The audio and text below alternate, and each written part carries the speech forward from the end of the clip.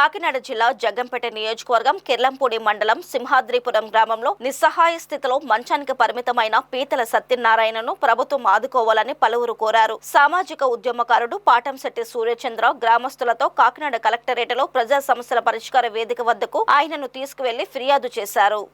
ఈ సందర్భంగా ఆయన మాట్లాడుతూ 2014లో విద్యుత్ స్తంభంపై నుంచి ప్రమాదవశాత్తు కింద పడిపోయిన పీతల సత్యనారాయణకు న్యాయం చేయాలని డిమాండ్ చేశారు. కూటమి ప్రభుత్వం ఇచ్చిన హామీ ప్రకారం మంచాన పడ్డవారికి నెలకు 15,000 పెన్షన్ మంజూరు చేయాలని కోరారు. గత 11 ఏళ్లుగా పెన్షన్ ఇవ్వకుండా అధికారులు మాత్రం నిమ్మకు నీరెత్తినట్టు వ్యవహరిస్తున్నారని ఆరోపించారు. ఇప్పటికైనా బాధితుడికి పెన్షన్ మంజూరు చేయని పక్షంలో జిల్లా కలెక్టరేట్ వద్ద ఆందోళన మరింత తీవ్రతరం చేసి పోరాడతామన్నారు.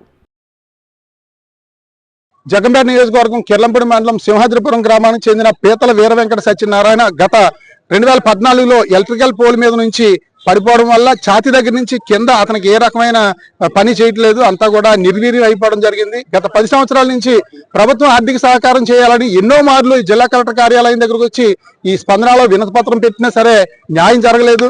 మరి కూటమి ప్రభుత్వం గెలిచిన వెంటనే మంచానికే పరిమితం అయిన వాళ్ళకి 15,000 రూపాయలు ఇస్తామని చెప్పేసి ఎన్నికల మేనిఫెస్టోలో పెట్టడం జరిగింది. గత 10 నెలల నుంచి కూడా ఇతను 15,000 రూపాయల పెన్షన్ కోసం 1000 కళ్ళతో ఎదురు చూస్తున్నా సరే 10 నెలల నుంచి కూడా పెన్షన్ ఇవ్వలేదు. 10 నెలల నుంచి కూడా 4 సార్లు ఈ పబ్లిక్ గ్రీవెన్స్ లో మేము పెట్టడం జరిగింది. అయినా కూడా ప్రభుత్వం స్పందించలేదు. అధికారులు నిమ్మక నీరెత్తినట్టు ఉండడం జరిగింది.